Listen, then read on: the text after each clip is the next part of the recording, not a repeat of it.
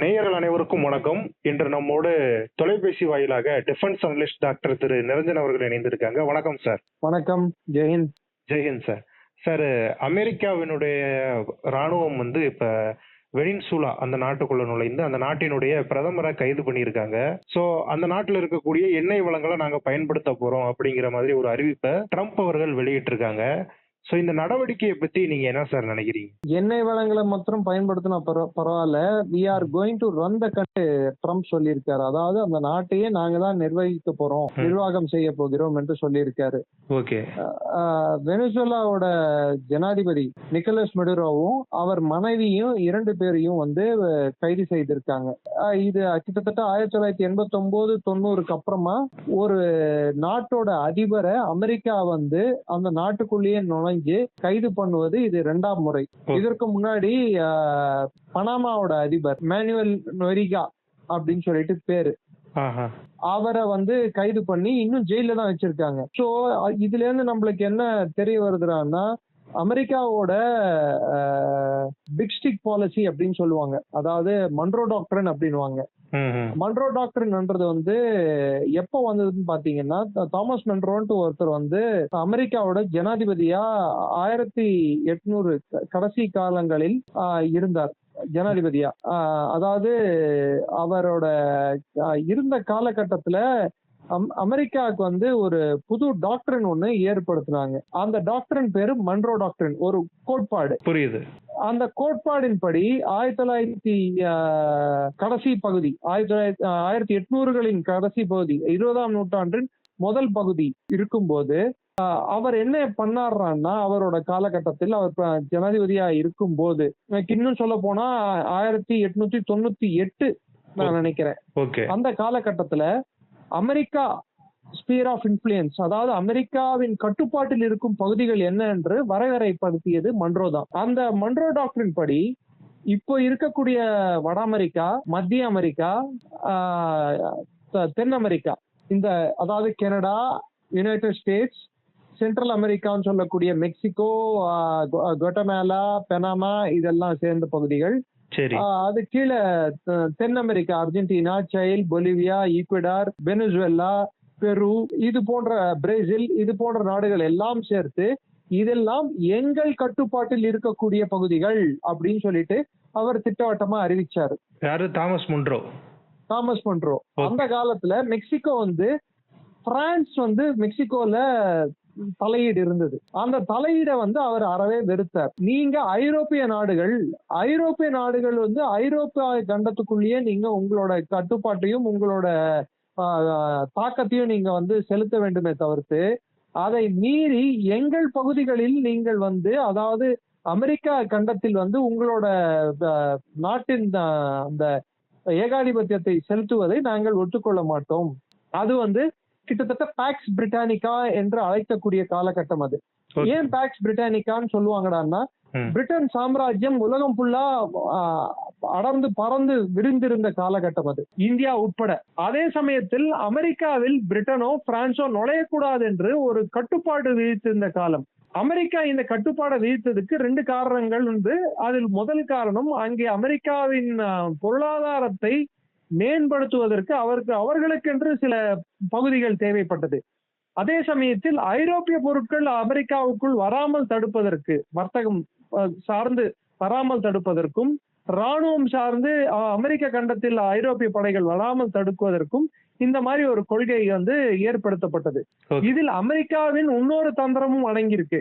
அதாவது அமெரிக்காவுக்கு இன்று இருக்கிறது போல மிக சிறந்த கப்பல் படை அன்று இல்லை. சோ அவர்களுக்கு கப்பல் படை இல்லாதனால் மற்ற நாடுகளுக்கோ மற்ற கண்டங்களுக்கோ சென்று அவர்களின் கொடியை நாட்டி அவர்களின் நாட்டை, மற்ற நாடுகளை அவர்கள் கட்டுப்பாட்டில் வைத்துக் கொள்வதற்கு இடம் இல்லை. அவங்களால முடியல அந்த காலகட்டத்துல. சோ அவங்களுக்கு எந்த பகுதிகள் அவங்க கட்டுப்பாட்டுல இருந்தோ அந்த பகுதிகளை அவங்க கட்டுப்பாட்டுல வச்சுக்கணும். அந்த பகுதிகளில் வளங்களை சுரண்டணும். அமெரிக்காவோட கண்டத்தில் அமெரிக்கா உற்பத்தி செய்யறத அந்த நாடுகள் மீது திணிக்கணும். அந்த நாடுகளின் ஆட்சி முறை, அங்க இருக்கக்கூடிய மக்கள் எல்லாமே அமெரிக்கா சார்ந்து இருக்க வேண்டும். அந்த மொத்த அமெரிக்க கண்டத்துக்கும் அமெரிக்கா தான் தலை சிறந்த நாடாக இருக்க வேண்டும் என்பது அமெரிக்காவின் கொள்கையாக இருந்தது. இதுதான் மன்ரோ டாக்டரினோட ஒரு சுருக்கம் நான் சொல்றது. Okay okay. இப்போ ட்ரம்ப் வந்து யூஸ் பண்ணிருக்கிறது அந்த மன்ரோ டாக்டரினோட தொடர்ச்சியை தான். சரி. இன்னும் சொல்ல போனா இன்னைக்கு டொனால்ட் ட்ரம்ப் யூஸ் பண்ணிருக்கதே மன்ரோவோட எக்ஸாம்பிள் தான் யூஸ் பண்ணிருக்காரு வெனிசுவேலால தலையிடுறதுக்கு. இதுக்கு முன்னாடி பனாமால தலையிட்டாங்க, அதுக்கப்புறம் இப்போ வெனிசுவேலால தலையிட்டு இருக்காங்க. கிட்டத்தட்ட 30 ஆண்டுகள் கழித்து, அமெரிக்கா 35 ஆண்டுகள் கழித்து ஒரு நாட்டின் அதிபரை அந்த நாட்டுக்குள்ளேயே உள்ளே நுழைந்து கைது செய்தது 35 ஆண்டுகள் கழித்து நடந்திருக்கிறது. நிக்கோலஸ் மெடரோ வந்து அவர் நாட்டில் இருக்கும் வளங்களையும் அவர் நாட்டில் இருக்கும் மற்ற எண்ணெய் வளம், குறிப்பிட்டு சொல்லணும்னா எண்ணெய் வளத்தை வந்து அதை கைப்பற்ற வேண்டும் என்பது அமெரிக்காவின் முக்கியமான கொள்கையா இருக்கிறதுக்கு ஒரு காரணம் என்னவென்றால், அமெரிக்க எண்ணெய் நிறுவனங்கள் வெனிசுவேலா வந்து எண்ணெயை விற்பதை தடுக்க வேண்டும் என்ற ஒரு நிலைப்பாடை எடுத்திருந்தது. ட்ரம்போட ஆட்சிக்கு வருவதற்கு பக்கபலமா வேலை பார்த்ததும் பக்கபலமா இருந்ததும் அவருக்கு மிகப்பெரிய அளவுல பண உதவி செய்ததும் எக்ஸான் மொபைல், செவரான், இது இந்த மாதிரி எண்ணெய் நிறுவனங்கள் தான். அந்த எண்ணெய் நிறுவனங்களுக்கு அவர்கள் சொல் பேச்சுக்கு இணங்க வெனிசுவேலாவில் இருந்து வர வேண்டிய வெளியே செல்லுகின்ற எண்ணெயை கட்டுப்படுத்தினா மாத்திரம்தான் அந்த அமெரிக்க எண்ணெயை மற்றவர்கள் வாங்க முடியும். உலகளாவிய அளவுல வந்து எண்ணெய் தட்டுப்பாடு வந்து ஏற்படுத்தினா மாத்திரம்தான் அமெரிக்க எண்ணெயின் விலை உயரும் என்பது இதன் ஒரு மைய அம்சமாகும் இந்த ஒரு இன்வேஷன்ல. ரெண்டாவது, நிக்கோலஸ் மெடரோ வந்து அமெரிக்காவின் ஏகாதிபத்தியத்துக்கு நேரடி சவாலாக இப்போ தொடர்ந்து வந்து கொண்டிருந்தார்.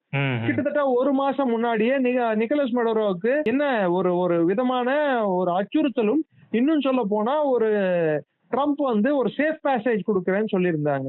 அந்த சேஃப் பேசேஜ் என்னன்னா, நீ வெனிசுவேலா விட்டு நீ சென்று விட்டால் உன் நாட்டை சேர்ந்த உன் ஆட்சியை சேர்ந்த முக்கியமான தலைவர்களுடன் உன் மனைவியுடன் நீ நாட்டை விட்டு வெளியே போயிட்டேன்னா உன்னை ஒன்னும் பண்ண மாட்டோம், சோ போயிடுன்னு சொல்லிட்டு சொல்லியிருந்தாங்க.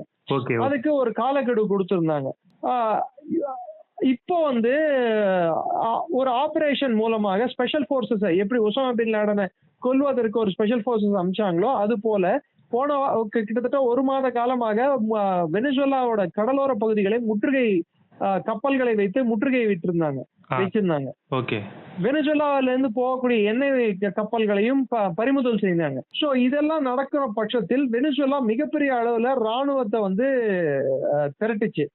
ஆனா இது மாதிரி ஒரு சடன் ஸ்ட்ரைக் வெனிசுவேலால நடக்கும்ட்டு யாரும் எதிர்பார்க்கல.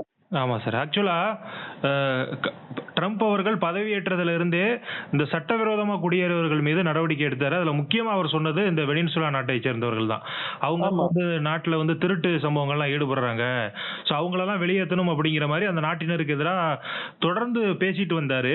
ஸோ அப்ப இருந்தே இது வந்து திட்டமிட்டு செய்யப்பட்டது அப்படிங்கிற ஒரு கேள்வி இருக்கே சார். அது ஆமா, ஏன்னா இப்போ நீங்க இதுல இந்த அட்டாக்ல வந்து 150க்கும் மேற்பட்ட விமானங்கள் பயன்படுத்தப்பட்டுள்ளன. 20க்கும் மேற்பட்ட பேசஸ்ல இருந்து இந்த விமானங்கள் வெனிசுவேலாவை நோக்கி தாக்குதலில் ஈடுபட்டுள்ளது. F-22 விமானம், F-35 ரக விமானம், F-18 ரக விமானம், பிளஸ் B-1 பாம்பர்ஸ், இது இல்லாம கப்பல் படை, ட்ரோன்கள், இது மாதிரி மிகப்பெரிய அளவுல வந்து வெனிசுவேலா மீது தாக்குதல் நடத்தப்பட்டுள்ளது. இதையெல்லாம் அவர்கள் தற்காப்புக்காக, அமெரிக்காவின் தற்காப்புக்காக இதை அவர்கள் பயன்படுத்தினாங்க. அதாவது இன்னொரு நாட்டோட வான்வெளியில போய் இவங்க போய் அட்டாக் பண்றது அவங்கள தற்காத்துக்கிறதுக்காகன்னு சொல்லி அமெரிக்கா சொல்லி இருக்கு. ஸோ கிட்டத்தட்ட வெனிசுவேலா வான்வெளி வந்து அத்துமீறி உள்ளே நுழைந்து அவர்கள் அங்க இருக்கக்கூடிய வெனிசுவேலா மக்கள் உயிருக்கே அச்சுறுத்தல் கொடுக்கும் வகையில இந்த தாக்குதலானது நடந்திருக்கு. இது வந்து ஷாக் அண்ட் ஆ டாக்டிக்ஸ் அப்படின்வாங்க. ஷாக் அண்ட் ஆ அப்படின்னா திடீர்னு ஒரு டப்புன்னு உள்ள நுழையும் போது என்ன ஆகுண்டானா என்ன திக்குமுக்காட வச்சு சடனா வந்து ஸ்பெஷல் போர்சஸ் உள்ள இறக்கி துல்லியமாக இதுக்கு வந்து இன்டெலிஜென்ஸும் வந்து துல்லியமாக வேலை பார்த்துள்ளது. இன்னும் சொல்ல போனா வெனிசுவேலா அரசாங்கத்தில் இருக்கும் சில அதிகாரிகளே அமெரிக்காவுக்கு வேலை போயிருக்கலாம் என்பது என் கணிப்பு. Okay sir, okay. இப்போ இது வந்து ஒரு சர்வதேச பிரச்சனை, ஏன்னா 2 இறையாண்மை உள்ள நாடுகளுக்கு இடையில இந்த பிரச்சனை நடக்குது. அப்படிங்கும் பொழுது இப்ப வெனிசுவேலாக்கு ஆதரவா ஒரு சில நாடுகள் வர்றதுக்கான வாய்ப்பு இருக்கா சார்? சைனா வந்து we are shocked அப்படின்னு சொல்லி இருக்காங்க. ஓகே. இன்னும் சொல்ல போனா முதல் பிக்சர்ஸ் வந்து மொடேராவோட பிக்சர்ஸ் ரிலீஸ் ஆயிருக்கு. ம். அவர் கண்ணுக்கு வந்து ஒரு கருப்பு நிற, அதாவது ஒரு பட்டியை ஆமா, போட்டுவிட்டு அந்த போட்டோ எடுத்திருக்காங்க. ஆமா, இது இப்பதான் ரிலீஸ் ஆயிருக்கு இந்த போட்டோ ஆனது. ஆமா. அவர அப்டக்ட் பண்ணத பத்தி. அதாவது இந்த விமானத்துல போறவங்கலாம் தூங்குறதுக்கு பயன்படுத்துவாங்கல்ல, அந்த மாரி. அந்த அந்த ஒரு கருப்பு நிற ஒரு ஒரு அது என்ன சொல்றது, அது ஒரு நம்ம மாஸ்க் மாதிரி கண்ணுக்கு வந்து ஒரு கண்கட்டு துணி மாதிரி இருக்கும். அது அந்த கருப்பு நிற துணியை வந்து கண்ணுக்கு போட்டு விட்டு அவங்க வந்து எடுத்துட்டு போயிருக்காங்க. இப்போ எனக்கு தெரிந்து வெனிசுவேலால வந்து யுஎஸ் எண்ணெய் நிறுவனங்கள் அங்கே போய் தரையிறங்கும். எப்படி ஈராக்கை வந்து நாசப்படுத்தினாங்களோ அது போல இப்போ வெனிசுவேலாவையும் ஏதோ பண்ண போறாங்க. Okay sir, okay. அதான் அந்த பிளைண்ட் ஃபோல்ட வச்சு அவரு வச்சிருக்கிற அந்த போட்டோ தான் ரொம்ப வைரல் ஆகிக்கிட்டு இருக்கு இணையத்துல. அதே சமயத்தில் இன்னொன்னு சொல்ற விரும்புறேன். ரோட்ரிகஸ் சொல்லிட்டு வெனிசுவேலாவின் துணை ஜனாதிபதி வந்து அமெரிக்காவோட கைகோர்த்துள்ளார் என்பது ஒரு முக்கியமான தகவல். இதுல இந்தியாவோட நிலைப்பாடு என்ன சார் இருக்கும்? இப்ப நம்ம இந்தியா வந்து நம்ம என்ன முடிவு எடுப்போம் இந்த சம்பவத்துல? என்னை பொறுத்தவரை இந்தியா வந்து இது போன்ற அத்துமீறல்களை இந்தியா வந்து ஏற்றுக்கொள்ளாது என்பதுதான் நான் நினைக்கிறேன். ஏன்னா அவர்கள் வந்து வெனிசுவேலாக்குள்ள நடக்கக்கூடிய பிரச்சனைகளை அந்த மக்கள் தீர்வு மூலமாக அதற்கான தீர்வை எட்ட வேண்டும் என்று நினைப்பார்களே தவிர்த்து மக்கள் தீர்ப்பின் மூலமாக இது போன்ற அத்துமீறி ஒரு நாடு இன்னொரு நாடின் மீது போர் தொடுப்பதை, அதுவும் காரண காரியம் இல்லாமல் இன்னொரு நாட்டின் வளங்களை சுரண்டுவதற்கு போர் தொடுப்பது எப்படி நியாயப்படுத்த முடியும்? இதே ட்ரம்ப் வந்து இந்தியா பாகிஸ்தானை அடிக்கிறத வந்து வேணான்னு சொல்றாரு. நம்ம தற்காப்புக்கு பண்றத. ஆமா. அதே வந்து தற்காப்புன்றதே இங்க கேள்வியே எழல. ஆமா, இவங்க நேரடியா போய் அடிச்சுட்டு அதை தற்காப்புங்கிறாங்க. அத தற்காப்புன்னு சொல்றாங்க. சோ தடி எடுத்தவன் தண்டல்காரன்ற கதை மாதிரி ஆயிடுச்சு இது. ஆமா. இந்தியாவை பொறுத்த வரைக்கும் வெனிசுவேலாவோட ஒரு சுமூகமான உறவு தான் இருந்துட்டு வருது. அவங்க கிட்ட இருந்து ஓஎன்ஜிசி விதேஷ், அதாவது இந்தியாவோட எண்ணெய் நிறுவனம், வெளிநாட்டில் வந்து நம்மளோட முதலீடு இருக்கக்கூடிய ONGC oil and natural gas corporation of India. ஆமா. அதோட வெளிநாட்டு அந்த ஸ்தாபனத்தின் வெளிநாட்டு பிரிவு தான் இந்த விதேஷ் அப்படின்றது. அவர்களோட எண்ணெய் கிணறுகள், அங்க வெனிசுவேலா எண்ணெய் கிணறுகள்ல அதோட பணம் இருக்கு. இது இல்லாம நம்மளோட மருந்துகள், அக்ரிகல்ச்சர் ப்ராடக்ட்ஸ், அதாவது நம்மளோட விவசாயம் சார்ந்த உற்பத்தி, பிளஸ் மத்த டெக்னாலஜிக்கல் உபகரணங்கள் நிறைய வந்து இந்தியால இருந்து வெனிசுவேலாக்கு போயிட்டு இருக்கு. ஓகே. இந்தியாவை பொறுத்த வரைக்கும் இந்த ஒரு விஷயத்துல வந்து அமெரிக்காவோட ஆக்ஷனை, அதாவது இப்போ எடுத்திருக்கிற விஷயங்களை வந்து ஏற்றுக்கொள்ளாது அப்படின்னு தான் நினைக்கிறேன் நான். Okay sir, okay. இதே சமயத்தில் அங்க இருக்கக்கூடிய இந்திய மக்களுக்கும் இந்திய ராஜாங்க ரீதியில இந்தியாவோட தூதரகத்துக்கும் இந்திய அரசானது ஒரு எச்சரிக்கை விடுத்துள்ளது, தங்களை தானே தற்காத்துக் கொள்ள வேண்டியதுன்ட்டு.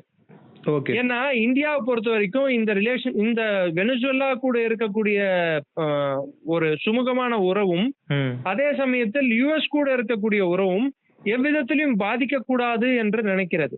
ஓகே. அதே சமயத்தில் வெனிசுவேலால இருந்து வரக்கூடிய எண்ணெயின் தேவை இந்தியாவுக்கு இருக்கிறது. ரெண்டாவது, political stability in South America, தென் அமெரிக்காவில வந்து ஒரு பொலிட்டிக்கல் ஸ்டெபிலிட்டி வேணும் என்பதுதான் இந்தியாவின் ஒரு கொள்கையாக இருக்கிறது. Okay, okay.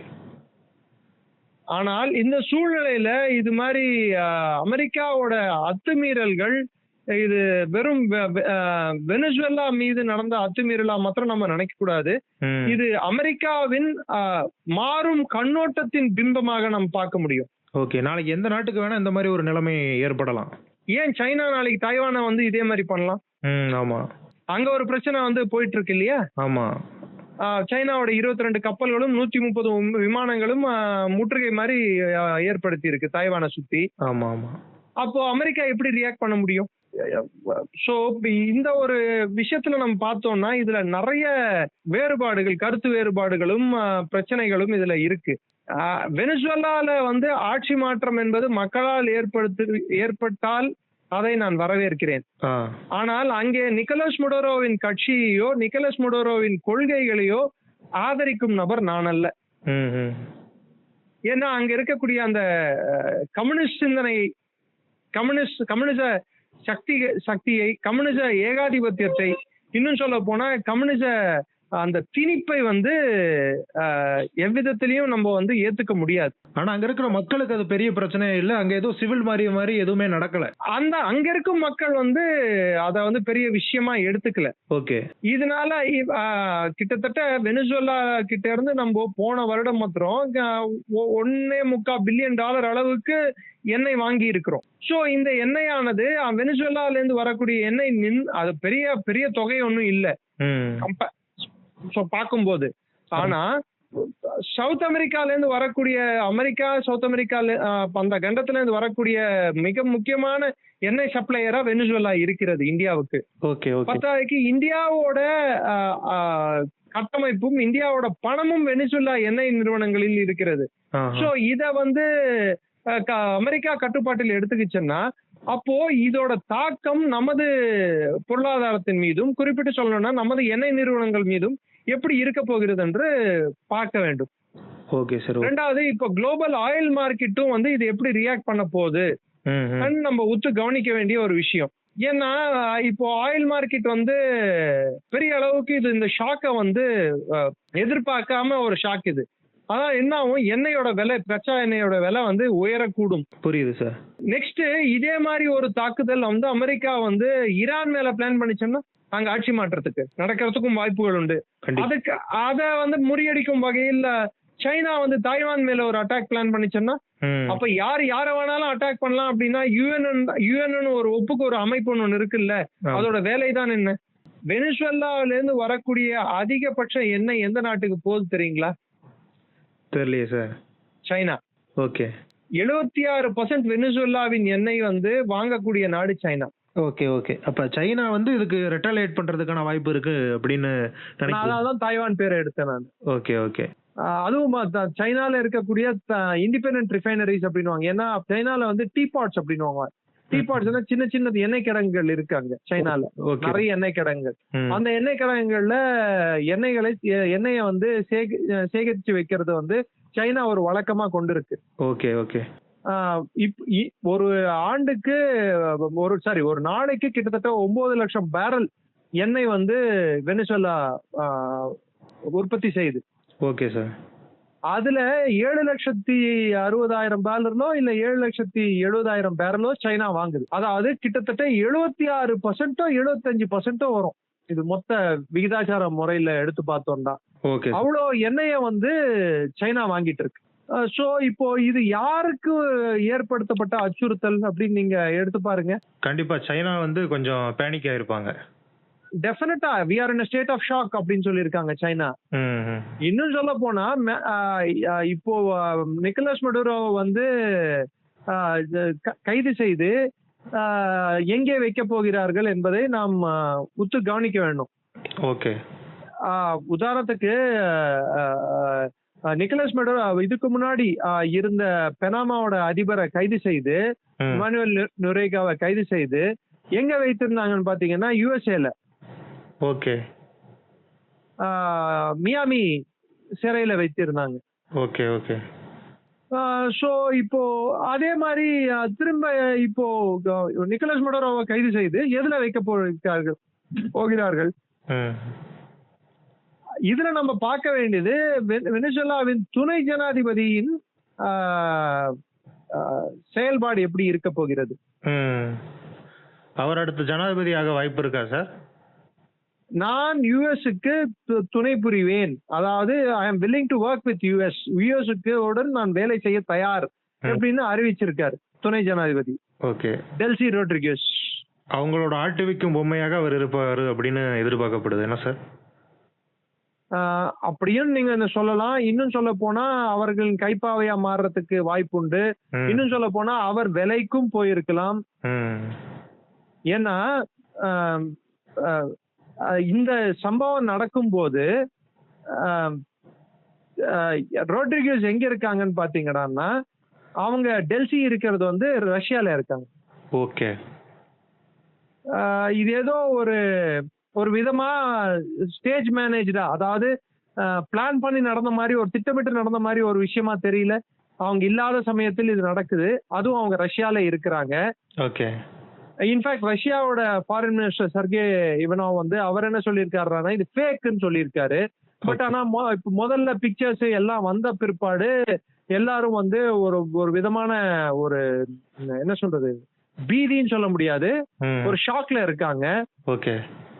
ராட்ரிகேஸோட முதல் ஸ்டேட்மெண்ட், நான் ட்ரம்பின் அரசாங்கத்துடன் சேர்ந்து பணிபுரிய என் ஒத்துழைப்பு கொடுக்க தயார் என்று சொல்லியிருக்காங்க. ம்ஹ்ம். சோ இதையெல்லாம் நம் கருத்தில் கொண்டு பார்த்தால், இது இது நடந்த வண்ணம், இது முடிந்த வண்ணம், எல்லாத்தையும் நம்ம கூட்டி கழித்து பார்க்கும்போது உள்ளிருந்து உள்வேலை ஏதோ ஒண்ணு நடந்திருக்கிறது. ஓகே.